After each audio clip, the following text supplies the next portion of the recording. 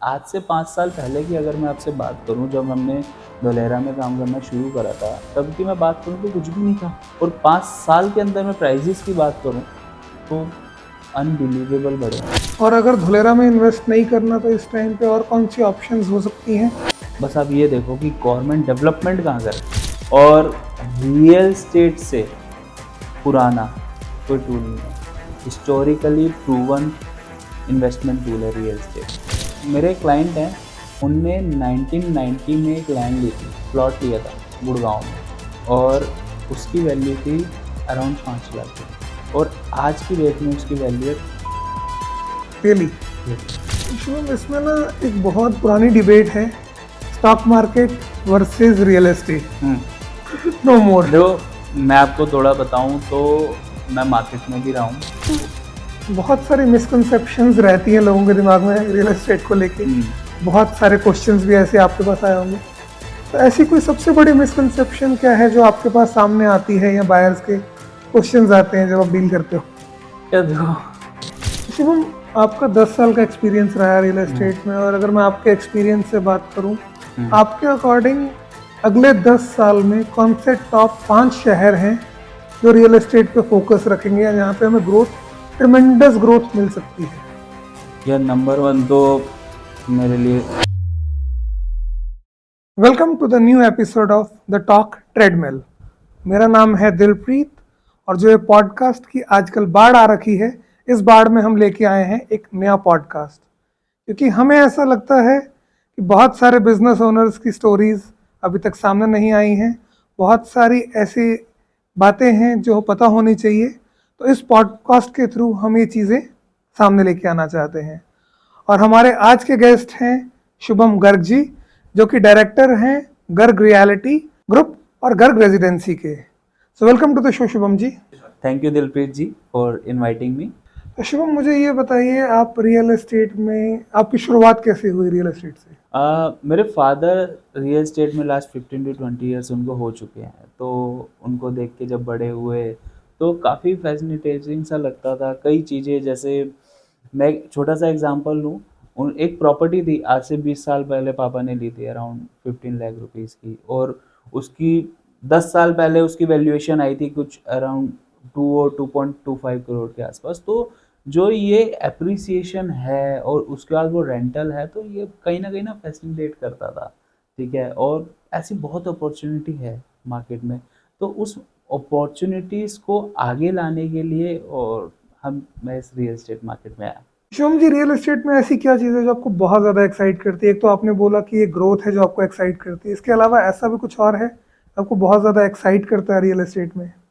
Particular point की अगर मैं बात करूँ ना, तो जब रियल एस्टेट में एक हम चीज़ को बिल्कुल रॉ ज़ीरो से लेकर जब हम उसको डेवलप करते हैं, अब देखते हो एक लैंड है, उसके ऊपर कुछ भी नहीं है, और वहाँ पे एक सोसाइटी क्रिएट हो जाती है, एक पूरा एनवायरनमेंट वहाँ पे चेंज हो जाता है, बच्चे खेल रहे हैं, फैमिली एंजॉय कर रही है, रह रही है, तो ये कहीं ना कहीं पे क्या होता है ना, लिविंग आ गई, सारी चीज़ें आ गई, तो एक फैसिनेटिंग सा लगता है। कहीं ना कहीं आप कुछ ना कुछ ऐड ऑन कर रहे हो, चाहे इकोनॉमी में ऐड ऑन कर रहे हो, चाहे किसी चीज़ में भी, तो ये बड़ा फैसिनेटिंग सा है।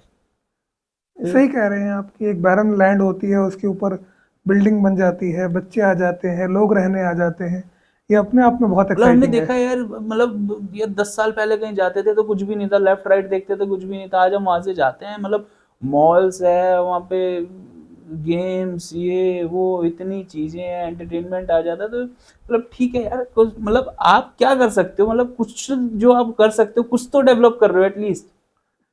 ग्रेट। और शुभम, मुझे ये भी पता है कि आप दुबई में भी रियल एस्टेट करते हैं, इंडिया में भी करते हैं। तो मेजर डिफरेंस क्या है इंडिया के रियल एस्टेट और दुबई के रियल एस्टेट में? देखो, मेनली ना मार्केट का बहुत ज़्यादा डिफरेंस है, स्ट्रक्चर का डिफरेंस है। जैसे मैं एक एग्जांपल लूँ, अब मॉर्गेज की आप बात करो, तो यहाँ पे क्या है, इंटरेस्ट वैल्यूज हाई है, इंटरेस्ट रेट हाई है, वहाँ पे इंटरेस्ट रेट्स कम है।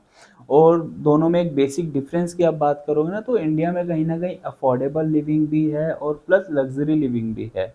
दुबई में स्टार्टिंग लग्जरी लिविंग से होती है, लग्जरी लिविंग को कहीं ना कहीं अफोर्डेबल बनाने की कोशिश की गई है, लेकिन अफोर्डेबल लिविंग नहीं है, लग्जरी लिविंग ज़्यादा है। तो ये एक मेन पॉइंट है। दूसरा, आप बहुत एक, अगर आप आगे फ्यूचरिस्टिक में बात करेंगे ना, तो इसमें एक पॉइंट है जो दोनों में बड़ा बेसिक सा डिफरेंस है। दुबई में काम हो रहा है स्मार्ट टेक्नोलॉजी पे, और इंडिया में काम हो रहा है स्मार्ट सिटी पे। ये आप सही कह रहे हैं, बट स्मार्ट टेक्नोलॉजी थोड़ा सा इसको और एक्सप्लेन करो। देखो, स्मार्ट टेक्नोलॉजी की अगर हम बात करें ना, आप बिल्डिंग में एंटर करते हैं, लिफ्ट से अंदर जाते हैं तो अपने आप लाइट्स जल रही हैं, ठीक है, यहाँ पे भी है इंडिया में, मैं मना नहीं कर रहा, लेकिन वहाँ पे आप देखोगे तो 90% बिल्डिंग में मिलेगी, यहाँ पे आप देखोगे तो 10 से 15% बिल्डिंग में मिलेंगी, ठीक है। अपने आप लाइट्स जल रही हैं, पार्किंग में अपने आप, मतलब कोई बंदा नहीं है, ऑटोमेटिक बैरियर है, अब इंडिया में भी लगने लग गए हैं ये सारी चीज़ें। तो ऐसी छोटी छोटी कई सारी चीज़ें हैं, कार्ड का एक्सेस है, कार्ड से आप पूरी बिल्डिंग में घूम रहे हो, लिफ्ट भी आप कार्ड से कर रहे हो, जो आप यहाँ होटल्स में कर रहे हो वो आप अपने रेजिडेंशियल यूनिट में कर रहे हो, तो स्मार्ट टेक्नोलॉजी है कहीं ना कहीं, ठीक है ना। आप एग्जिट कर रहे हो तो होटल स्ट्रक्चर को उधर लाया गया है, लेकिन आप यहीं पे आप इंडिया की बात करोगे, स्मार्ट सिटी की बात करोगे, जैसे एक सिटी है धोलेरा जो गवर्नमेंट डेवलप कर रही है, तो अगले 300 साल तक डिग फ्री सिस्टम उसको बनाया जा रहा है कि डिग फ्री सिस्टम रहेगा, वो सब कुछ अंदर रहेगा, बिजली अंदर, पानी अंदर, सब कुछ ज़मीन के अंदर, और इतना फ्यूचरिस्टिक बनाया जा रहा है, इतनी लाइंस और इतनी केबल्स एक्स्ट्रा दी जा रही हैं कि जब कभी कोई भी नई टेक्नोलॉजी आती है, हमें पूरे शहर में केबल करने की ज़रूरत है तो ज़रूरत नहीं पड़ेगी वहाँ पे, इतना एडवांस उसको बनाया जा रहा है। तो ये स्मार्ट सिटी है और इसको आप स्मार्ट टेक्नोलॉजी कह सकते ग्रेट, बट अभी आपने एक चीज़ बोली कि रियल एस्टेट इंडिया में एक मीडियम क्लास के लिए भी अवेलेबल है, हाई क्लास के लिए हैं। भी है, करेक्ट। बट मेरे को तो ऐसा लगता है कि रियल एस्टेट में पिछले 10 साल में आग लगी हुई है। आप ठीक कह रहे हो, मतलब मैं 10 साल को थोड़ा सा ब्रेक अगर कर दूं आपको, जब कोविड आया था तो कोविड के बाद से जो ग्रोथ चार्ट है, जो रेट है, वो कंपैरेटिवली बहुत ज़्यादा हाई है कोविड से पहले के कंपैरेटिवली, ठीक है। और लॉन्ग टर्म प्रोस्पेक्ट्स में बात करें तो रियल एस्टेट इंडिया में कंटिन्यूसली बढ़ा ही है। आज की आप बात करो, 10 साल पहले की बात करो, 20 साल की बात करो, बस ग्रोथ रेट का फर्क आया, कभी 5% है तो कभी 10 है, कभी 20 है, कभी 25 है, और ये साल के हिसाब से, लोकेशन के हिसाब से डिफरेंस आता रहता है। तो ये जो प्राइसेस हैं आपके अकॉर्डिंग, ये जो प्राइस हाइक है जस्टिफाइड हैं प्रॉपर्टी को लेके, हैं आर्टिफिशियल बबल है जो फटेगा? यार देखो, इंडिया में ना बहुत रेयरली चांस होते हैं इस तरीके के कोई बबल फटने का, उसमें क्या होता है कि प्राइस ना स्टक हो जाता है। बट इसमें आपके पास ना एक पॉइंट ये है कि आप कभी भी कोई इन्वेस्टमेंट करो ना, तो आपको ये चीज़ आपको खुद रिसर्च करनी है कि क्या मैं बबल के अंदर इन्वेस्ट कर रहा हूँ या मैं एक्चुअली वहाँ पे वो प्राइजेज है, वो आपको पता चलेगा वहाँ के इंफ्रास्ट्रक्चर को देख के और वहाँ की पॉलिसीज़ को देख के। ओके, मेरे को बताएंगे क्या 2-3 फैक्टर हो सकते हैं किसी के लिए भी कि अगर उसको चेक करना है कि ये प्राइस बबल्ड प्राइस है या एक्चुअली यही प्राइस है? बिकॉज अगर आप किसी भी एरिया के ब्रोकर के पास जाओगे वो तो उसी का लोकल वाला प्राइस ही बताएगा ज़्यादा, अपना प्रॉफिट डेफिनेटली, करने के लिए। डेफिनेटली। तो अगर कोई इन्वेस्टर है, अगर कोई वो पर्टिकुलरली चीज़ इन्वेस्ट करना चाहता है, तो वो कैसे चेक कर सकते हैं कि ये हाइप्ड अप प्राइसेस हैं या जो इस प्राइस पे मैं खरीद रहा हूँ इसमें ग्रोथ की प्रोबेबिलिटी है? देखो, जब आप किसी प्रोजेक्ट के अंदर इन्वेस्ट करते हो ना, तो आपको एक चीज़ देखनी है कि वहाँ पे गवर्नमेंट की पॉलिसीज़ क्या आ रही हैं, ठीक है। मैं आपको एक रोड का एग्जांपल देता हूँ। सपोज़ आपने यहाँ पे एक लोकेशन पे प्लॉट लिया और उसके आगे से रोड निकल रही है, ठीक है। अब उस रोड के निकलने की वजह से वहाँ पे प्राइसेस बढ़ रहे हैं, ठीक है। आपने सपोज़ 50,000 रुपये गज में हम बात करते हैं, या 25 लाख रुपए का आप उठा लो, 25 लाख रुपए का आप वो प्लॉट उठा रहे हो, ठीक है। और आपको ये कह रहा है ब्रोकर कि यार इसका प्राइस ना 50 लाख रुपए हो जाएगा, ठीक है, हो जाएगा, नो डाउट। कोई टाइमलाइन है, कोई टाइमलाइन नहीं है, बट उस रोड की वजह से हो जाएगा। वो रोड क्या कर रही है आपके लिए? क्या वो नई कनेक्टिविटी लेके आ रही है या आपका ट्रैवल टाइम कितने से कम कर रही है? आपको वो देखना है, ठीक है। अब मैं एक एग्जांपल दूँ द्वारका एक्सप्रेसवे का। द्वारका एक्सप्रेसवे में प्राइस डबल ट्रिपल हो चुके हैं, ठीक है। गुड़गांव का एक एरिया है, वहाँ पे प्राइसेस बढ़ने का रीज़न ये कनेक्टिविटी इतनी सॉलिड कर दी गई है, ठीक है। वहाँ से मानेसर आपका इंस्टेंटली, द्वारका में आप इंस्टेंटली पहुँच रहे हो, मतलब आपको बहुत सॉलिड कनेक्टिविटी, मतलब अब कनेक्टिविटी क्या है, एक रोड का एग्जाम्पल है, उसके सिवा गवर्नमेंट और क्या क्या पॉलिसीज ला रही है। तो वो सारे फैक्टर्स आपको देखने पड़ेंगे कि एप्रिसिएशन आ रहा है तो क्यों आ रहा है, या बिल्डर लेकर आ रहा है। ओके। एंड अभी आपने बात करी थी एक धुलेरा की, और धुलेरा के बारे में बहुत ज़्यादा बात हो रही है। हम्म। बहुत सारे लोग धुलेरा में इन्वेस्ट कर रहे हैं, हम्म। और बहुत सारे लोग डर भी रहे हैं। करेक्ट। तो पर्टिकुलरली क्या रीज़न है जो इस टाइम पे लोग धुलेरा में इतना इन्वेस्ट कर रहे हैं? तो देखो क्या होता है कि गवर्नमेंट की ना पॉलिसीज हर बार बजट में ना डिसाइड होती है। ठीक है, गवर्नमेंट का विजन पता चलता है। रियल एस्टेट एक ऐसी इन्वेस्टमेंट है जहाँ पे आप अगर पर्टिकुलर गवर्नमेंट किसी भी एरिया पे फोकस कर रही है तो उसको 7 8 10 साल जाते हैं बहुत अच्छे से। और धोलेरा जो प्रोजेक्ट बन रहा है, अगर मैं इसको टोटल में बात करूँ तो इसमें 25 30 40 साल सब कम है। लेकिन क्या है कि आज से 5 साल पहले की अगर मैं आपसे बात करूं, जब हमने धोलेरा में काम करना शुरू करा था, तब तब की मैं बात करूं तो कुछ भी नहीं था। लेकिन आज मैं बात करूं तो इतनी चीज़ें आपको दिखती हैं चीज़ें। और 5 साल के अंदर मैं प्राइजेस की बात करूं तो अनबिलीवेबल बढ़े हैं। मेरे को नहीं पता इसके कंपैरेटिवली कहाँ पे इतने प्राइस बढ़े हैं। तो ये एक रीज़न है, गवर्नमेंट का फोकस बहुत है। आपको क्या चाहिए कहीं पे भी रहने के लिए, आप कहीं पे भी रहते हो, आप कहीं पे प्रॉपर्टी चूज़ कर रहे हो, तो क्या देखोगे आप उसके पास। एमिनिटीज़ क्या है, स्कूल करेक्ट। है, हॉस्पिटल है, करेक्ट। कनेक्टिविटी क्या है, रेलवे स्टेशन है, करेक्ट। एयरपोर्ट है। अब मैं आपको बोल रहा हूँ कि एक शहर बनने जा रहा है जिसमें अगले गवर्नमेंट कह रही है 100 साल 200 साल तक गड्ढा खोदने की जरूरत नहीं पड़ेगी। पूरा शहर के अंदर अंडरग्राउंड सिस्टम बना रहे हैं, क्योंकि ग्रीन फील्ड है, एशिया का सबसे बड़ा प्रोजेक्ट है ग्रीन फील्ड में। उसके बाद मैं आपको दूसरी बात करूं कि वहाँ पे एक्सप्रेसवे आ रहा है जिसको दिल्ली मुंबई कॉरिडोर से कनेक्टिविटी दे रहे हैं। उसके बाद इंटरनेशनल एयरपोर्ट आ रहा है। उसके बाद वहाँ पे मेट्रो आ रही है, वंदे भारत ट्रेन आ रही है। और रोड्स की मैं बात करूं तो 75 मीटर, 55 मीटर, 100 मीटर इतनी चौड़ी चौड़ी रोड्स बन रही हैं। पूरा शहर वाटर हार्वेस्टिंग सिस्टम से बन रहा है, सेंसर बनने लग रहे हैं, पोल्यूशन फ्री सिटी बन रही है। ठीक है, एक पर्टिकुलर एरिया को कभी भी डेवलप करने के लिए ना एक इंडस्ट्री की ज़रूरत होती है, कॉरपोरेट की ज़रूरत होती है। जैसे मानेसर को मारुति और होंडा ने मिलकर करा, हीरो होंडा ने, काफ़ी डेवलप हुई, उसके पीछे फैक्ट्रीज आई। वहाँ पे सेमीकंडक्टर हब आ रहा है, इंडिया का सबसे बड़ा प्रोजेक्ट, उसके पीछे एम्प्लॉयमेंट आएगी।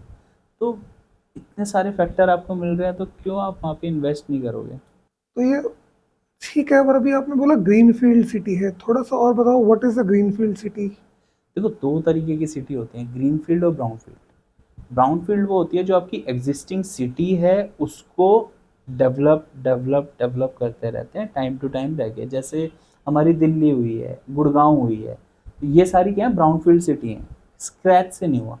जो धोलेरा बन रही है ये स्क्रैच से डेवलप कर रहे हैं। 920 स्क्वायर किलोमीटर की सिटी है ये, स्क्रैच से। इसीलिए इसमें वाटर हार्वेस्टिंग बन रही है, खुद की बिजली है, 5000 मेगावाट का प्लांट लग रहा है, और टाटा ने जिसमें से 300 मेगावाट डिलीवर कर दिया।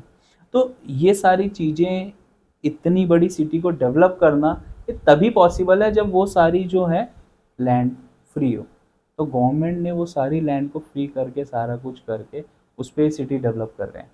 Green field is scratch to city. और अगर कोई धुलेरा में इन्वेस्ट करना चाहता है तो क्या फैक्टर्स हैं जो उसको कंसीडर करने चाहिए आज 2024 में, अगर कोई इन्वेस्ट करना चाहता है? व्हाट आर द फैक्टर्स जो एक बायर को या एक इन्वेस्टर को दिमाग में रखने चाहिए धुलेरा के लिए? ये देखो धुलेरा में ना, जब हमने लास्ट ईयर भी किसी को इन्वेस्टमेंट कराई ना, तो हमने ये बोला कि इसमें जब भी आप इन्वेस्ट करो तो लॉन्ग टर्म विज़न के साथ करो। ऑल्दो 1 ईयर में बहुत अच्छा एप्रिसिएशन आया। तो धोलेरा जो सिटी बन रही है आज स्क्रैच है, काफ़ी डेवलप हो गई। लेकिन आज आप जाके रहना चाहोगे ना तो रहने का आपके पास कोई रीज़न है नहीं, तो किसी और का भी नहीं है। तो अगर आप वहाँ पे इन्वेस्ट कर रहे हो तो आपके पास जो विज़न है वो लॉन्ग टर्म होना चाहिए, होल्डिंग आपकी लॉन्ग टर्म होनी चाहिए। जो आप इन्वेस्टमेंट कर रहे हो वो आपको देखना है कि वो फंड आपके पास स्पेयर हो। मिनिमम इन्वेस्टमेंट टाइम आपको 5 साल का देखना, लेके चलना पड़ेगा, तब एक अच्छी हैंडसम रिटर्न हम एक्सपेक्ट कर सकते हैं। ऑल्दो आपको अगले साल वो मिल जाए, 6 महीने में मिल जाए, बट आपकी एक्सपेक्टेशन मिनिमम 5 साल से होनी चाहिए। और अगर धुलेरा में इन्वेस्ट नहीं करना तो इस टाइम पे और कौन सी ऑप्शंस हो सकती हैं जहाँ पे इन्वेस्ट करके अच्छी ग्रोथ ले सकता है कोई बंदा? बस आप ये देखो कि गवर्नमेंट डेवलपमेंट कहाँ कर रही है। हमारा सिंपल सा फंडा है, जहाँ गवर्नमेंट डेवलपमेंट कर रही है ना, प्राइस वहाँ पे बढ़ेंगे बिना बबल के। अगर गवर्नमेंट इन्वेस्टमेंट कहीं पे खुद कर रही है, लोगों के यूज़ के लिए जा रहे हैं ना वो पैसे। तो दूसरा प्रोजेक्ट अगर आप देखो, दूसरी लोकेशन आप देखो तो देहरादून बहुत अच्छी सिटी है, हिल्स पे सिटी है, पोल्यूशन फ्री सिटी है। कोविड के बाद अब दिल्ली देहरादून एक्सप्रेस वे वहाँ पे बन रहा है, सिटी के क्लोज आ जाएगा।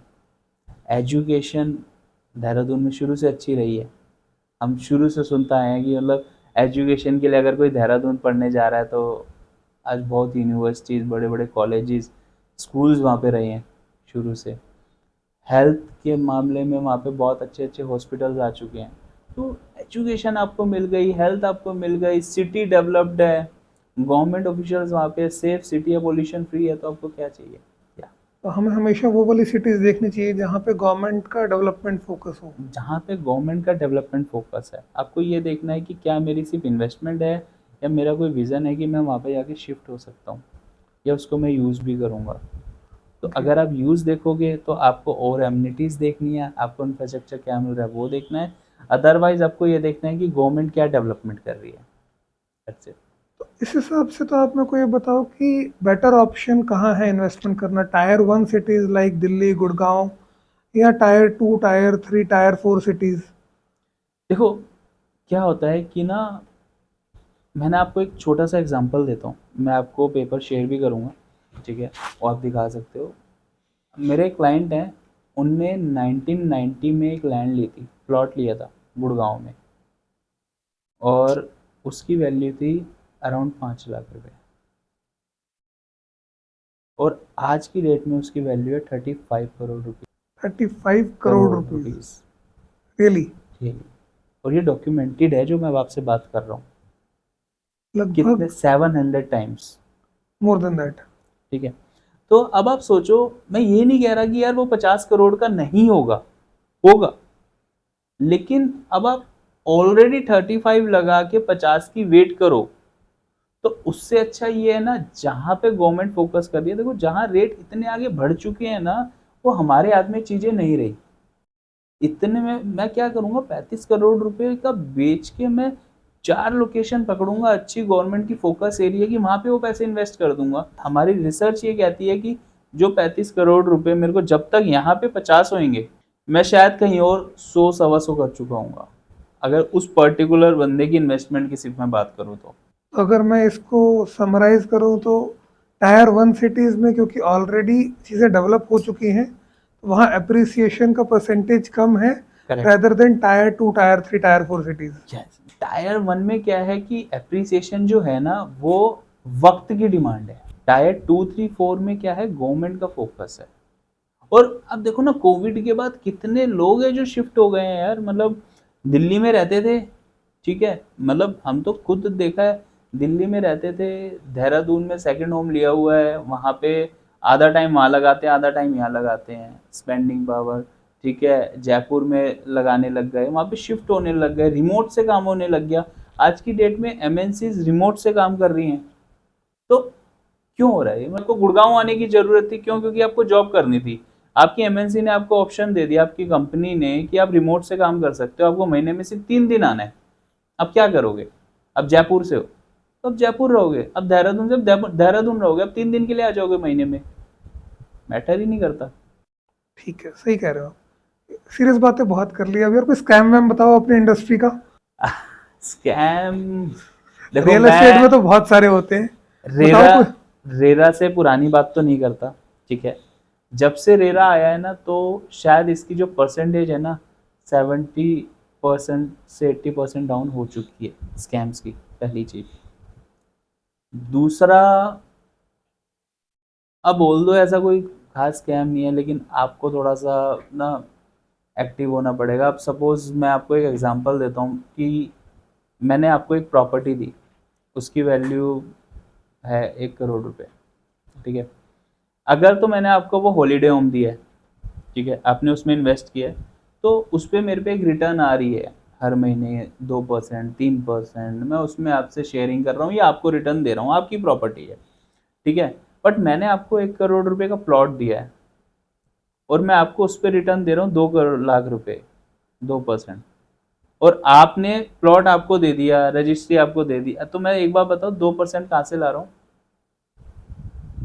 अब ये चीजें हैं, मार्केट में चल रही है, तो ये चीजें तो देखो, अब या तो आपको अपना लालच पीछे रखना पड़ेगा, ठीक है? कोई पॉइंट ही नहीं है ना, इनकम जनरेशन क्यों है?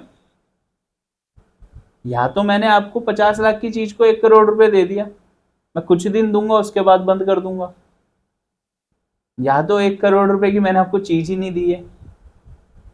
तो लीगल आप चेक करो, डॉक्यूमेंटेशन आप चेक करो, और इस तरीके की जो स्कीम्स आती हैं उनसे वो सीधा सीधा जो चल रहा है उसके उसमें तो आप क्या डॉक्यूमेंटेशन चेक करोगे ना, और किसी बिल्डर के अगर आप पैसे लगाओगे तो आप उसकी गुडविल चेक करो, डेवलपर की गुडविल चेक करो। तो अगर हम बात करें कि रेरा आने से पहले जो प्रॉपर्टीज है उनमें इन्वेस्ट करना चाहिए या नहीं करना चाहिए?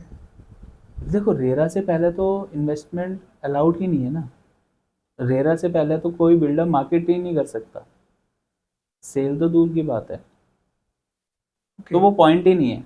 आज की डेट में जब रेरा आया था, और जो रेरा की इस time situation, RERA time to time strong होता जा रहा है ओके। ना, हम पब्लिक पॉइंट देती रहती है, रेरा उसको पकड़ के स्ट्रांग कर लेता है अपने आप को। अब पब्लिक से एक चीज को बताओ, कोई मस्त वाला बहाना बताओ जो आपके किसी कस्टमर ने बताया हो कि मैं ये प्रॉपर्टी इसलिए नहीं परचेज कर रहा। सिंपल वाला मत, नहीं कोई मस्त वाला। कब्रिस्तान के ऊपर ये प्रॉपर्टी बनी है। इससे मतलब हम हमें कब्रिस्तान नहीं दिखा आज तक, लेकिन उनको कब्रिस्तान पता चल गया।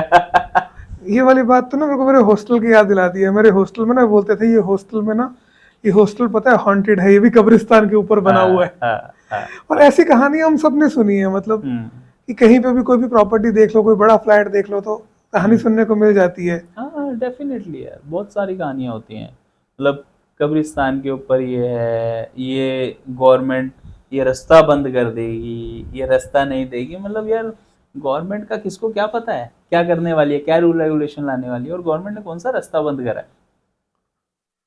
तो अगर कभी वैसे, बहुत ही वाहियात सा सवाल है, बट अगर कभी किसी को लग रहा है कि प्रॉपर्टी पे पहले यहाँ पे कब्रिस्तान था हाँ, और उसको चेक करना है, तो वो कैसे कर सकता है?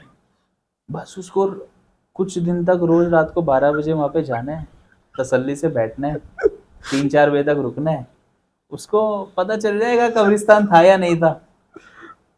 नहीं नहीं, मेरा कहने का मतलब है कि इसका कोई लीगल तरीका है कि प्रॉपर्टी के कागज पहले चेक हो सकते हैं? ऐसा कुछ हो सकता है कि ये लैंड जब भी बिल्डर के पास आई, इससे पहले यहाँ क्या था? तो वो तो पता चलता है ना, किससे किससे लैंड ली हुई है, क्या ली हुई है, ऐसे नहीं होता कब्रिस्तान पे, और ये सारी चीजें मतलब ये सब कभी भी जो सुनी है, सब सुनी सुनाई बातें हैं, ऐसा नहीं, कुछ? सुनी सुनाई नहीं है, ठीक है, आपने लैंड अपनी मतलब वो वहां से शिफ्ट कर दिया गया, आपने लैंड को अलॉट करा लिया, बट बहुत रेयरली केस होते हैं वो, मतलब वो बहाने वाले केस ही होते हैं, तो उसमें हम बात नहीं कर सकते, ऐसा ओके। कोई है नहीं वो। तो आप पर्टिकुलरली जैसे रियल एस्टेट इन्वेस्टर हैं, तो आप अपने बायर्स को हमेशा गाइड करते हैं, तो प्रॉपर्टी को बाय करने का और एग्जिट करने का सही टाइम क्या है? मैंने ना आपको स्टार्टिंग में एक एग्जांपल दिया था, 15 लाख रुपए की चीज 2 सवा 2 करोड़ रुपए की हो गई, ये बात बता रहा हूँ मैं आपको, आज से 10 साल पहले की, और आज मैं उस चीज की बात करूँ ना तो उसकी वैल्यू 3 करोड़ रुपए है। अच्छा, 15 लाख रुपए पे तो उनने 2 करोड़ रुपए कमाए, 2.25 करोड़ रुपए वैल्यू हो गई, उनकी रिटर्न कितनी हो गई, ठीक है? लेकिन अगर आप आज 3 करोड़ की बात करोगे और पिछले 10 साल से, तो सिर्फ 50% की तो रिटर्न है। तो आपको फ्लिपिंग किस टाइम पे करनी है आपको पता होना चाहिए, कि आपको एग्जिट कब करना है। जैसे मैंने अभी आपको एग्जांपल दिया, आज उसकी वैल्यू 35 करोड़ रुपए है, हम उसकी 35 करोड़ रुपए से एग्जिट करके अलग अलग जगह पे इन्वेस्ट कर देंगे, जब तक हम 50 की वेट करेंगे, हम कहीं और 100 करोड़ रुपए कर चुके होंगे उस पर्टिकुलर प्लॉट से। इस तरीके की आपको फ्लिपिंग जो है ये टाइम टू टाइम करते रहना होता है, क्योंकि आपको आपको टाइम टू टाइम ये देखना है कि यार इस पर्टिकुलर लोकेशन से फास्ट मेरे को क्या मिल रहा है, और इसमें मेरे को क्या रिटर्न मिली और क्या एक्सपेक्टेशंस है, मतलब आपके से एक्सपेंसिव एरिया भी तो कोई होगा ना, उसका कोई रीजन तो होगा ना, वहां तक पहुंच सकता है क्या ये? और क्यों पहुंचेगा क्यों नहीं, तो वो आपकी डेली रिसर्च का पार्ट होता है। तो अगर एक नॉर्मल यूज़र को ये चीज़ देखनी है तो क्या वो ये रिसर्च कर सकता है? कोई आर्टिकल्स हैं, कोई रिसोर्स है कि जो नॉर्मल बंदा है, बिकॉज़ मैंने ये चीज़ देखी है कि जो प्रॉपर्टी के ब्रोकर्स हैं या कोई भी है, वो हमेशा ना जो उनके पास चीज़ होती है उसको हमेशा अच्छा बोलते हैं। किसी ने आज तक अपनी चीज़ को कभी बुरा नहीं बोला। देखिए, इस बार इसमें ना क्या होता है कि हर तरीके के ब्रोकर्स हैं, तो हम सबको सेम कैटेगरी में नहीं रख सकते। अब कई लोग क्या होते हैं, उनके पास सारी वैरायटी होती है, वो बताते हैं कि क्या आपको करना चाहिए क्या नहीं करना चाहिए। और आज की डेट में इतनी रिसर्च एजेंसीज है, उनका तो कोई इंटरेस्ट ही नहीं है आपसे, वो एक पर्टिकुलर फीस लेंगी। अगर आप इतना अच्छा हैवी अमाउंट आपने इन्वेस्ट कर रखा है, एक नॉमिनल सा उनकी फीस है, आप उनको दो और वो आपको सारा रिसर्च करके देंगी। और उसके बाद यार गूगल बाबा है, यूट्यूब है, इतनी चीज़ें उधर पता चल रही हैं आपको। सिर्फ करना ये है कहाँ हमें और इन्वेस्टमेंट रैपिडली मिल सकती है, आपको वो चेक करना है, या हमारी पर्टिकुलर प्रॉपर्टी में कहाँ तक का स्कोप है। ये दो चीज़ें आपको करनी है, आपकी प्रॉपर्टी पे आपको बहुत ईजिली पता चल जाएगा। मेरे को तो लगा था आप ये बोलोगे आओ हमसे मिलो हम बता देंगे। ठीक है यार, हम तो आपके लिए बैठे ही हैं ना। एनी टाइम, मतलब गवर्नमेंट का फोकस है तो वहाँ पे हम हैं। अंडरडॉग प्रॉपर्टी अगर आप कोई बात करते हो तो ये प्रॉब्लम सॉल्व करने के लिए ही हम आए हैं। तो शुभम, मेरे ना पापा या दादाजी ने एक कहावत बोलते करते थे कि चीज़ वही लो जो आंखों के सामने रह सके, हम्म प्रॉपर्टी में वही इन्वेस्ट करो जिसे तुम देख सको, जो तुम्हारी नज़र के सामने हम्म हो। हम्म और आप कर रहे हो सारी ऑफ बीट प्रॉपर्टीज, हम्म धलेरा देहरादून, आप सारी बातें कर रहे हो जहाँ पे मैं जाके प्रॉपर्टी को शायद पूरे साल में एक ही बार देख सकता हूँ हम्म या 2 साल में एक बार देख सकता हूँ। हम्म। तो ये प्रॉपर्टी की सेफ्टी कैसे इंश्योर होती है? देखो, पहले मैं कहावत पे बताता हूँ। पहले की जो कहावत थी ना, देखो जब हमारा अभी 15 अगस्त गया, 78 ईयर्स हो गए, उस टाइम पे इंडिया की हालत बहुत ख़राब थी। तो हमारे जो फादर हैं और जो पूर्वज हैं, उन लोगों ने क्या करा है कि सेविंग कर कर के चीज़ें बनाई हैं। मेरे फादर ने प्रॉपर्टी बनाई, सेव कर कर के प्रॉपर्टी बनाई। मेरे नॉन में लोगों ने प्रॉपर्टी बनाई, सेव कर कर के प्रॉपर्टी बनाई। बट उस टाइम क्या था, लाखों में चीज़ें हुआ करती थी, ठीक है, और बहुत ज़्यादा ना कोई एक्सपेंस नहीं हुआ करते थे। आज की जो डेट है ना, लोग सेव करके प्रॉपर्टी नहीं बनाते, आज कमा के प्रॉपर्टी बनाते हैं। आपको 8 करोड़ का अपार्टमेंट लेना है, आप सेव करके अपार्टमेंट ले बना लोगे? नहीं। आपको आपने अपार्टमेंट ले रखा है, आप 5 करोड़ रुपए का कहीं पे जाके सेकंड होम ले रहे हो, जिसमें आप साल में 1 महीना जा रहे हो, बाकी टाइम रेंटल कर रहे हो, क्या आप ऐसी प्रॉपर्टी सेव करके बना लोगे? Definitely no.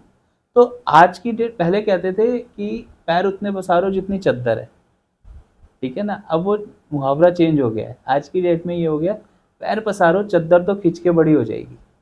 तो टाइम के साथ जैसे फ़ोन आपके पास रहता है, सब कुछ आज की डेट में उसके अंदर है। पहले सोचा था? नहीं। किसी ने तो पैर पसारे ना। और जिसने पैर पसारे वो फायदा कमा गया। अब कोई अब कोई भी, मतलब मैं ये कहता हूँ कि आप टॉप 10 इंडिया के लोग उठा लो, अब बताओ ना किसने नहीं पैर पसारे। एक ही मात्र सूत्र है। आज की मार्केट में तो इतना इजी है ये सारी चीज़ें करना, इतने कैपिटल, वेंचर कैपिटल आ गए हैं, लोन्स, सारी चीज़ें अवेलेबल हैं, सब कुछ आपको ऑनलाइन मिल रहा है यार, आप इतनी नॉलेज दे रहे हो। और रही बात सेफ्टी की, तो देखो क्या होता है, आपको ना इस केस में सिर्फ डेवलपर पे फोकस करना है, आप किसका माल ले रहे हो, ठीक है। आपने सपोज इन्वेस्टमेंट करी दोलेरा में, मैं एक एग्जांपल लेता हूँ। अब आप दोलेरा में या तो आप इन्वेस्टमेंट कर रहे हो जिसके ऑलरेडी इतने प्रोजेक्ट्स हों, उसने डिलीवरी कर रखी हो, ठीक है। दूसरा, या आप उसके इन्वेस्ट कर रहे हो जिसका सिर्फ दोलेरा में नहीं है, उसके सिवा कई जगहों पे प्रोजेक्ट्स हैं, तो वो हमेशा अपनी गुडविल पे काम करेंगे। जिस मेन प्रोस्पेक्ट ये है, आप गुडविल के पीछे जाओ। देखो, डॉक्यूमेंट्स तो आपको मिल ही जाएंगे, रजिस्ट्री तो आपकी हो ही जाएगी। और दूसरा, आपने सुना है बिल्डर ने कोई वो काटे हैं, प्लॉट्स काटे हैं, बाद में कब्जा हो गया, या हाँ। किसी ने बढ़ा दिया? बहुत रेयरली, ये ओपन में ज़्यादा होता है। और आज की डेट में ओपन है ही कितने, बहुत लिमिटेड। अब जितने नए आ रहे हैं मैक्सिमम सोसाइटी के अंदर हो रहा है। मतलब आज की डेट में विलाज भी सोसाइटी के अंदर और फ्लैट तो सोसाइटी के अंदर थे ही। तो ये कॉन्सेप्ट चेंज हो चुका है थोड़ा। और जब हमने बोला क्रेडिबिलिटी, तो अगर हमें बिल्डर की क्रेडिबिलिटी चेक करनी है तो भी कोई पोर्टल्स हैं या बिल्डर डेट फ्री है, ऐसा कोई चीज़ होती है कि चेक कर सकते हैं? बहुत सारी चीज़ें हैं। मतलब देखो, सबसे पहले तो ना, आप जिस पे इन्वेस्ट करने जा रहे हो, ठीक है, आपको लोकल ब्रोकर उसके बारे में बताएगा।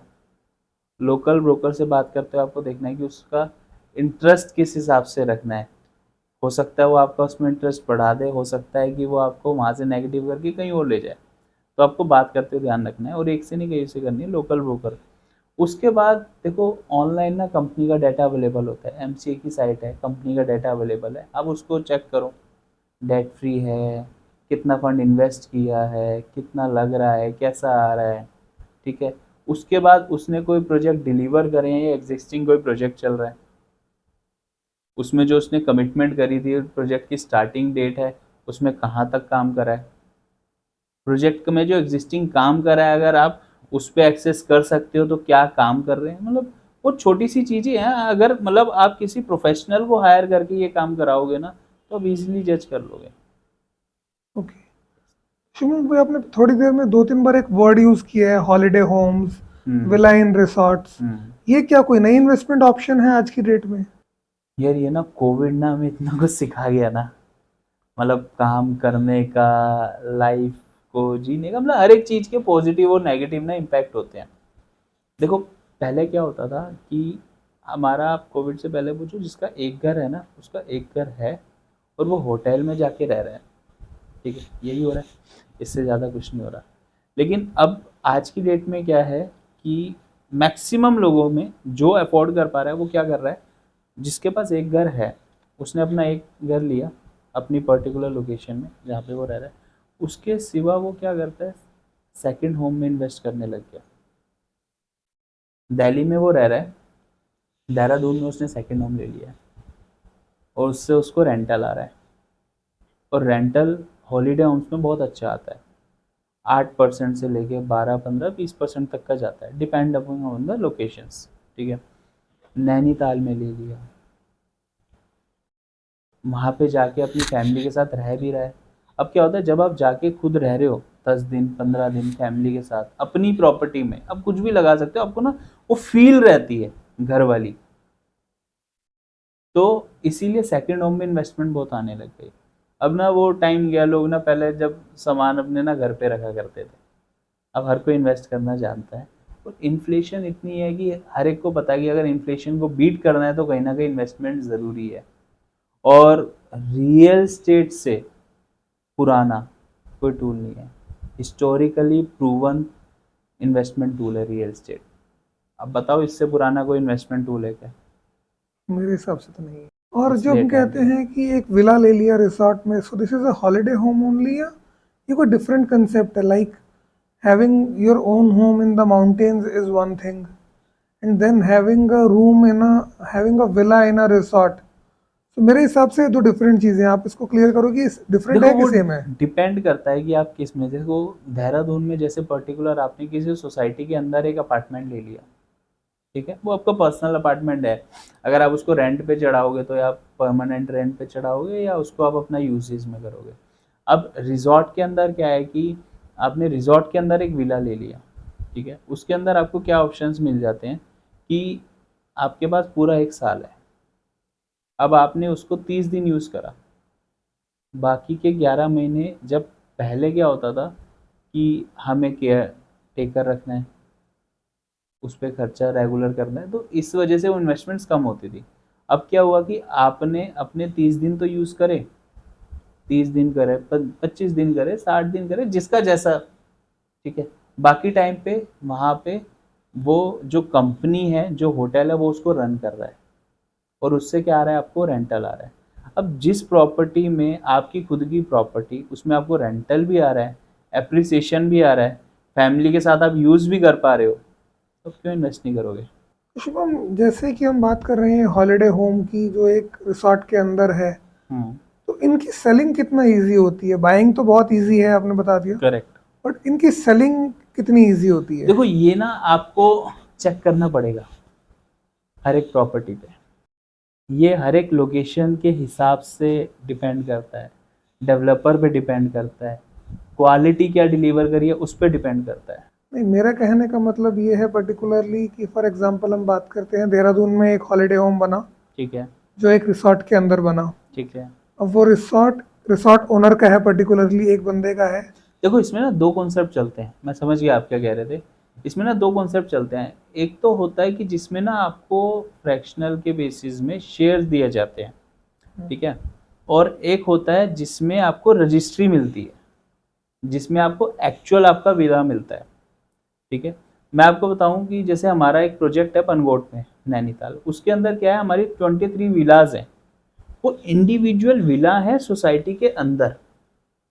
वो आपकी उसमें लैंड पार्सल आपको मिल रहा है, आपका विला उसमें रेडी होके मिल रहा है। तो जैसे आपका दिल्ली के अंदर घर है वैसे घर है, जैसे आपको बेचने में यहाँ पे बेचते हो वैसे आप वहाँ बेचोगे, कोई डिफरेंस नहीं है। बस हो क्या रहा है कि आपकी कंफर्मेशन से उसको रेंट पे डेली बेसिस में चढ़ाया जा रहा है और आपको 10-12% का 15% का रेंटल आ रहा है।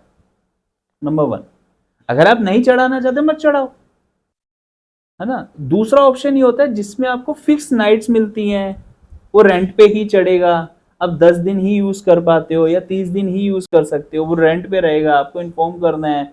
उसमें आपका क्या है कि सिर्फ शेयर मिलता है आपको कि आपने ये पैसे इन्वेस्ट करे। तो फिर क्या आप एक पर्टिकुलर कंपनी के ऊपर डिपेंड हो जाते हो सेल करने के लिए। मैं वही जानना चाह रहा तो था। ये थोड़ा सा कॉन्सेप्ट में फर्क है। अगर आप पर्टिकुलर इन्वेस्ट कर रहे हो तो या तो आपका अपना शेयर मार्केट में जाके किसी को बेचना पड़ेगा, अप्रोच करना पड़ेगा, या उस कंपनी को बोलना पड़ेगा। तो उसमें ऐसा मेरा ना कोई खास एक्सपीरियंस रहा नहीं है, उस तरीके का हम काम करते नहीं है, तो उसमें मैं बता नहीं पाऊंगा कि उसमें कितना टाइम लगता है। लेकिन हाँ, रजिस्ट्री के साथ अगर आपने किसी विला के अंदर इन्वेस्ट करा है तो डेफिनेटली वो तो यार आपका बिल्कुल सेम है कि आप दिल्ली, गुड़गांव, मुंबई में कहीं पे रह रहे हो।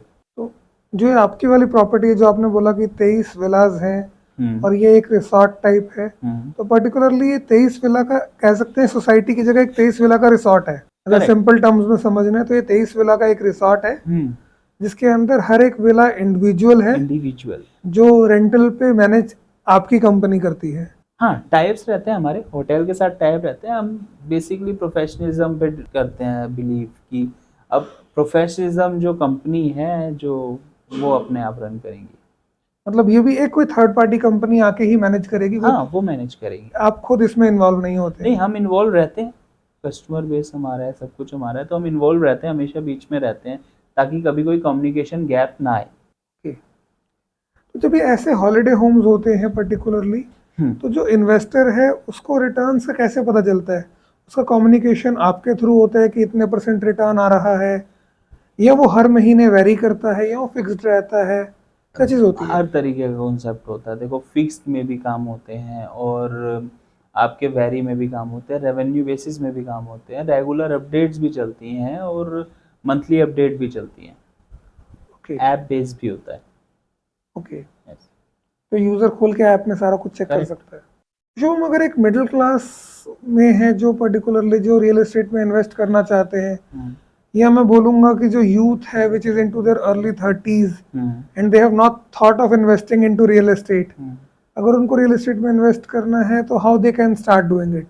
देखो, पर सबसे पहले ना तो आपको रियल एस्टेट में इन्वेस्ट करने से पहले आपको ये डिसाइड करना है कि आपको वो पैसे चाहिए कब और आपका बजट क्या है,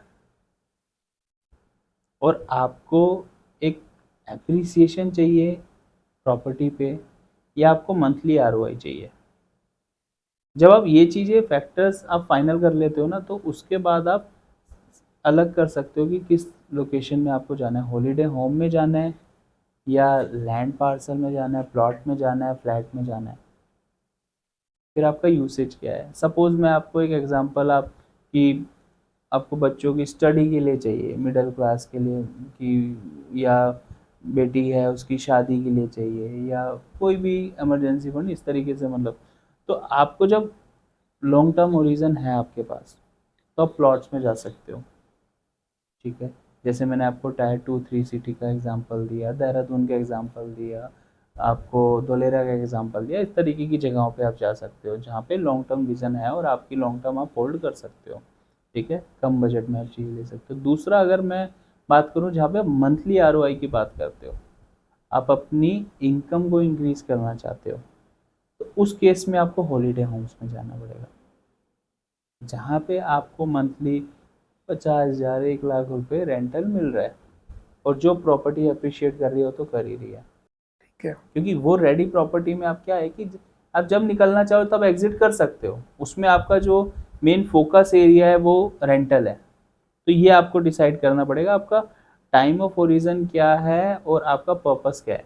ओके शुभम, इसमें ना एक बहुत पुरानी डिबेट है, stock market versus real estate. कि स्टॉक मार्केट है और अभी स्टॉक मार्केट में एक नई एंट्री हुई है which is called as SIP. So इसमें आपका क्या ओपिनियन है, स्टॉक मार्केट और रियल एस्टेट? मेरे को पता है आप रियल एस्टेट से, तो आप रियल एस्टेट बोलोगे, but still I want to know more. देखो, मैं आपको थोड़ा बताऊं तो मैं मार्केट में भी रहा हूँ, ठीक है, और मार्केट में मेरी बहुत अच्छा हम पोर्टफोलियो इन्वेस्ट मैं करता रहता हूँ।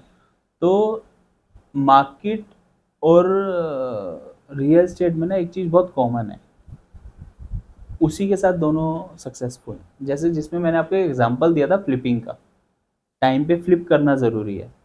और दूसरा मैंने आपको एग्जांपल दिया था time of entry. Entry exit आपके पास होने चाहिए, चाहे वो स्टॉक मार्केट है चाहे वो रियल एस्टेट है।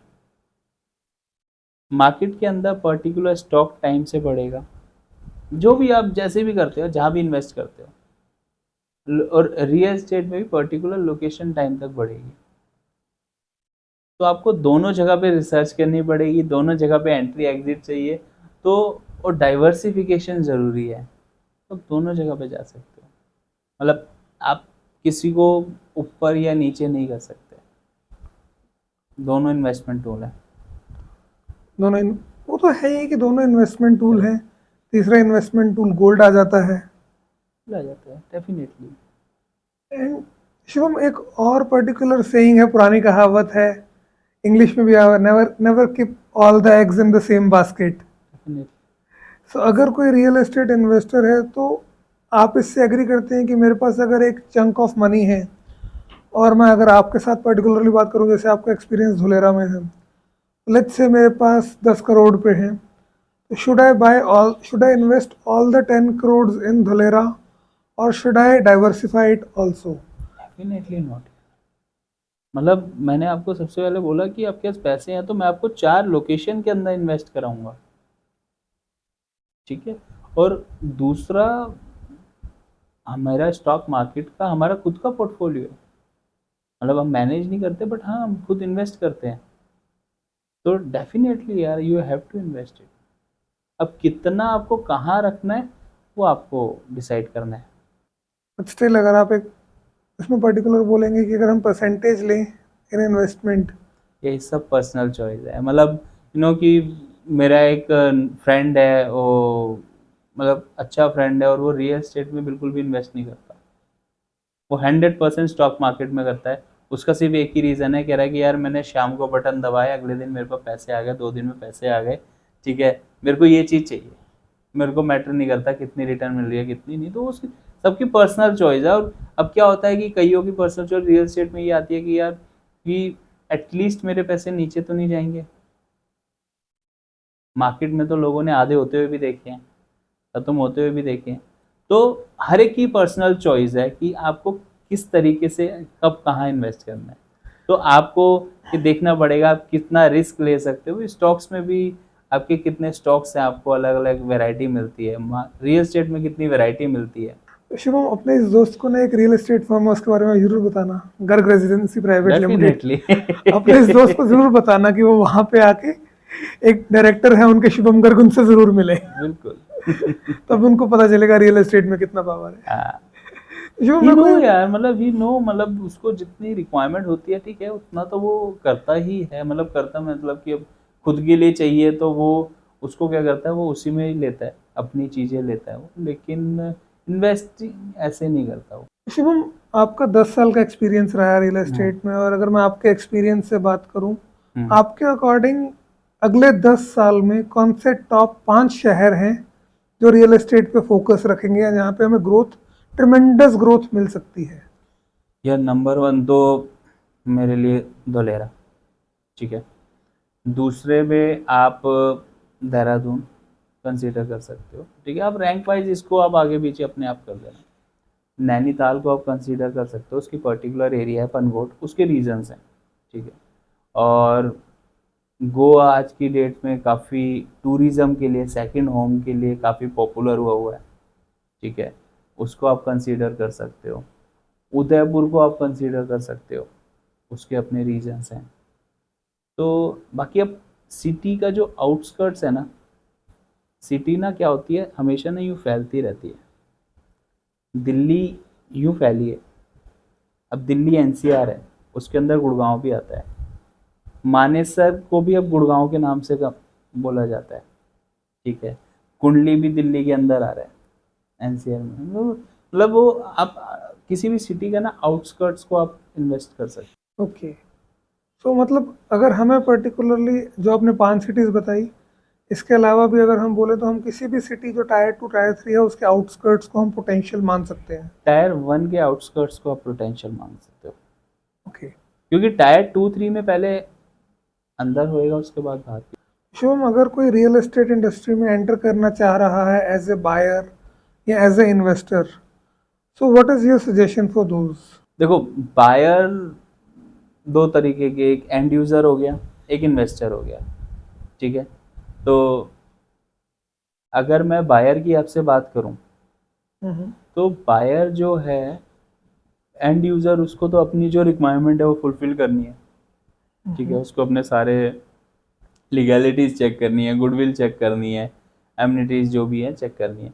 इन्वेस्टर की मैं बात करूँ तो इन्वेस्टर के लिए सेम पॉइंट्स आ जाते हैं कि कितना टाइम के लिए इन्वेस्ट करना है, क्या इन्वेस्ट करना है, क्या होल्डिंग रखनी है, क्या पेशेंस लेवल है। तो उस वो सारे एरियाज़ को कंसीडर करके उसको इन्वेस्ट कर सकता है। किस डेवलपर के साथ इन्वेस्ट करना है, किस गुडविल में जाना है, ये सारी चीज़ें। एंड एक चीज़ और भी है, होल्डिंग, जैसे कि हम बात कर रहे थे, जब भी कोई इन्वेस्टर है तो होल्डिंग कैप कितना है? देखो, हर एक लोकेशन का ना अलग अलग होता है, वो बहुत ज़रूरी है। आप क्या टाइम फ्रेम दे सकते हो, जो आपने 5 साल में एक्सपेक्ट किया था आपको 2 साल में मिल जाए, ठीक है, गुड। बट सोच के तो 5 साल का ही चलो। मतलब 5 साल है, कहीं पे 10 साल है, कहीं पे 2 साल है, तो मतलब वो चीज़ें आपको देखनी पड़ेंगी। इसमें बहुत सारी मिसकंसेप्शंस रहती हैं लोगों के दिमाग में रियल एस्टेट को लेके। हम्म। बहुत सारे क्वेश्चंस भी ऐसे आपके पास आए होंगे, तो ऐसी कोई सबसे बड़ी मिसकंसेप्शन क्या है जो आपके पास सामने आती है, या बायर्स के क्वेश्चंस आते हैं जब आप डील करते हो? क्या देखो, अभी ना लोगों ने ना बहुत पैसे कमाए रियल एस्टेट में, ठीक है। तो ये माइंडसेट रियल एस्टेट में, क्या म्यूचुअल फंड में, शेयर्स में लोगों ने बहुत पैसे कमाए हैं इस पर्टिकुलर टाइम में, कुछ पिछले 3 4 सालों में। तो ना ये मिसकंसेप्शन कई जगह पे बन चुकी है कि ये ना इजी और क्विक मनी है real estate, but real estate ये कभी भी नहीं रहा। अगर मैं आपको एग्जांपल दे रहा हूँ ना, कोई भी 35 का, 2 का, तो वो एक लंबे पीरियड का है। इस टाइम में लोगों ने जो अपने टारगेट, 3 साल के टारगेट, 5 साल के टारगेट, एक एक डेढ़ डेढ़ साल में अचीव कर लिए ना, तो वो क्विक मनी और इजी मनी में चला गया। तो इस मिसकंसेप्शन के साथ क्या होता है, आज एक छोटा सा एग्जांपल देता हूँ। किसी डेवलपर ने कोई प्रोजेक्ट लॉन्च करा, अपार्टमेंट कोई लॉन्च करे, ठीक है, उसकी वैल्यू है 3 करोड़ रुपए। स्टार्टिंग में वो कम लेते हैं, 30% ले रहे हैं, 90 लाख रुपए ले रहा है वो।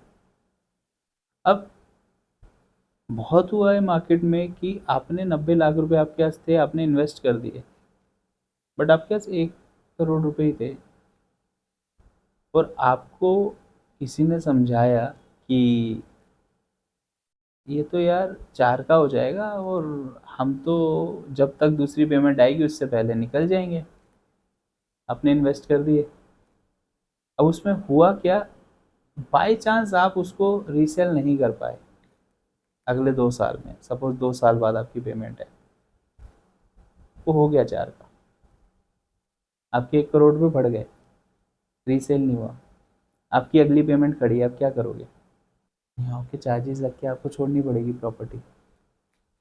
तो ये जो इजी मनी और क्विक मनी की वजह से ये जो काम हुए और जो हो रहे हैं, तो ये काम ना कई बार अटका देते हैं। अब करो, इस तरीके से खेलो, लेकिन 3 करोड़ का बैकअप प्लान बना के पहले नहीं।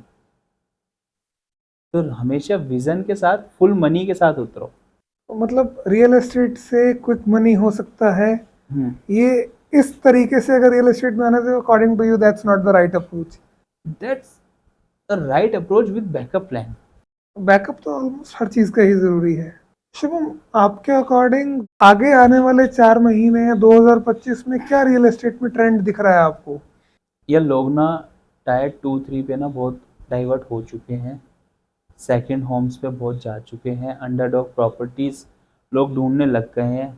मेरे को आज भी ध्यान है, जब हम धोलेरा में करने लगा था ना, तो मतलब मेरे ख़ानदान में शायद ही कोई होगा जिसको मैंने पकड़ पकड़ के नहीं दिया। उस टाइम कह रहे यार क्या कर रहे हैं, बहुत सस्ती प्रॉपर्टी थी। तो आज उनके प्राइजेज नंबर ऑफ टाइम्स हो चुके हैं। अब क्या है ना, लोग सामने से पता कर करके पूछ पूछ के आ रहे हैं, तो ना वो उधर लोगों का माइंडसेट ना जा चुका है कि यार महंगी चीज़ें उतनी नहीं बढ़ेंगी जितनी सस्ती चीज़ें बढ़ जाएंगी टाइम रहते हैं। ठीक है, ये ठीक है, हमें अगर एक लग्जरी लाइफस्टाइल चाहिए तो ठीक है ना, हम गुड़गांव में रहते हैं, गुड़गांव में इन्वेस्ट करेंगे।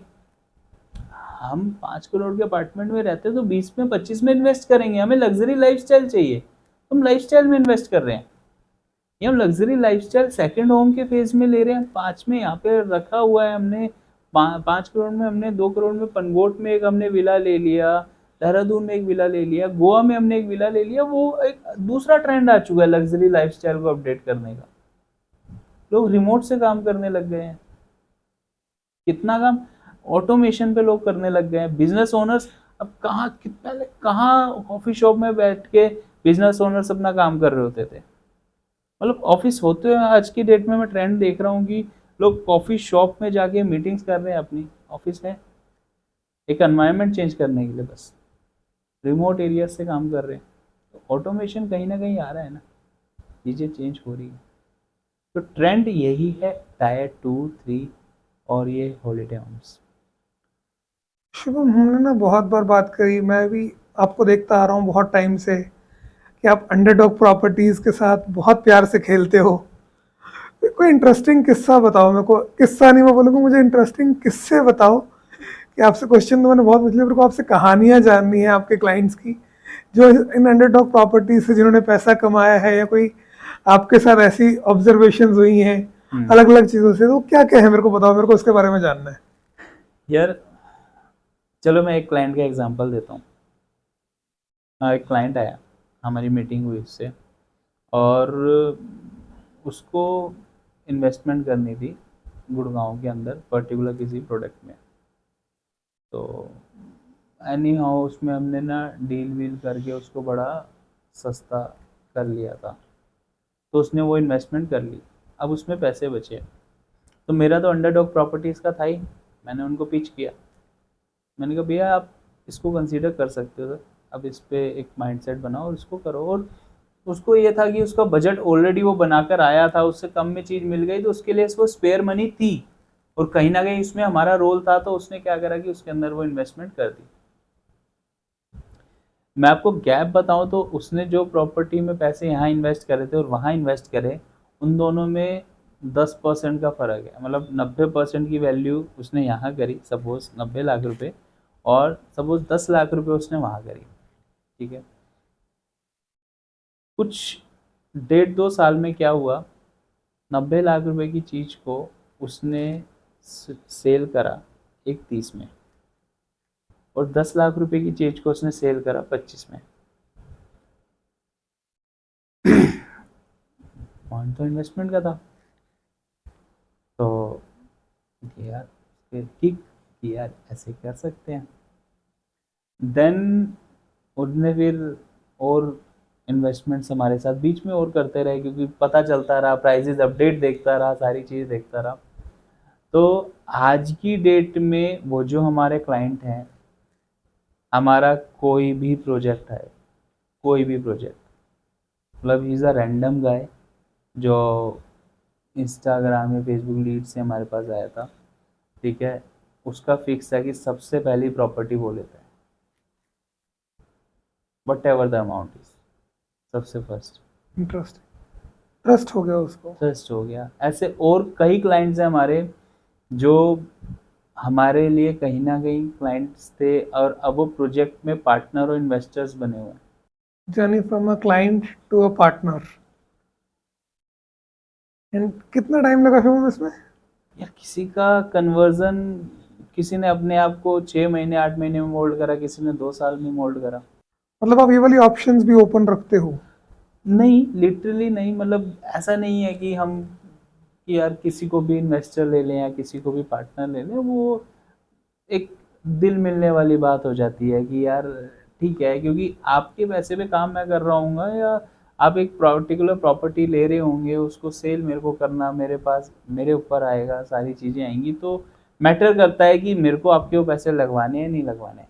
सही है। तो शुभम चलो अब इस ट्रेडमिल की थोड़ी सी स्पीड बढ़ाते हैं, थोड़ा सा रैपिड फायर टाइप क्वेश्चंस की बात करते हैं। तो शुभम अगर रियल एस्टेट नहीं कर रहे होते तो क्या कर रहे होते? मे भी शेयर मार्केट। अपने रियल एस्टेट प्रोजेक्ट को डिफाइन करो 3 वर्ड्स में। Trust, quality, appreciation. इंडिया में फेवरेट सिटी रियल एस्टेट के लिए? धोलेरा, देहरादून। एक। धोलेरा। अगर बिल्डिंग्स बातें कर रही होती तो वो शुभम को क्या बोलती? Thank you for this quality. Amazing. सुकून नहीं बोलती? वो तो हमने दे दिया ना उसको। अभी तक तुम्हारे दिमाग में कोई क्रेजी आइडिया आया हो रियल एस्टेट का कि अगर मेरा बस चले तो मैं मार्स पे घर बना दूंगा, जैसे एलन मस्क भाई साहब कर रहे हैं हमारे? यार देखो, दो चीज़ें मेरे ना माइंड में आती हैं कि ऐसा क्यों ना हो कि स्काई में प्रॉपर्टी बने और वो फ्लोट करे, ठीक है। बट एनीहाउ ऐसे पॉसिबिलिटी अभी नहीं है, क्योंकि बहुत चीज़ें हैं जो स्काई में चल रही है।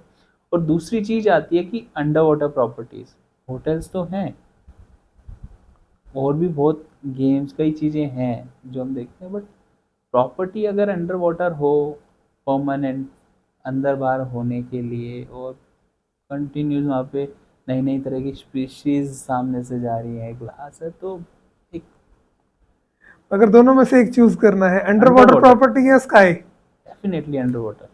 शुभम ज्यादा मुश्किल क्या है, अच्छी जमीन ढूंढना या उसको बेचना? ढूंढना। ढूंढना ज्यादा। सेलिंग इज इजी यार, बट अगर अच्छी चीज है ना, तो सेलिंग में कभी दिक्कत है ही नहीं। ढूंढना बहुत मुश्किल है, क्योंकि आप उस चीज पे नजर मार रहे हो जिस पे आप एक्सपेक्ट कर रहे हो कि किसी और की नजर ना पड़ी हो। और उसमें तो आप एक्सपर्ट हो, finding the underdogs. So it was really nice talking to you, Shubham. We got many insights about the real estate. Thank you so much for coming over thank and you, letting us know about the real estate. Thank you Dilpreet, Would thank you like to very give much. any piece of advice to our audience जो आप कुछ भी बोलना चाहते हो real estate के बारे में, कुछ भी? यार रियल एस्टेट ना, आप लोगों के लिए, सबके लिए ना, एक कहियो की पूरी जिंदगी भर की ना कमाई होती है। तो अब जब आप वहाँ पे कोई इन्वेस्टमेंट कर रहे हो पर्टिकुलर, तो उसके लिए ना किसी प्रोफेशनल को हायर कर लो जिसका इंटरेस्ट ना आपको सिर्फ रिसर्च करके देना हो। बहुत सही बात बोली आपने।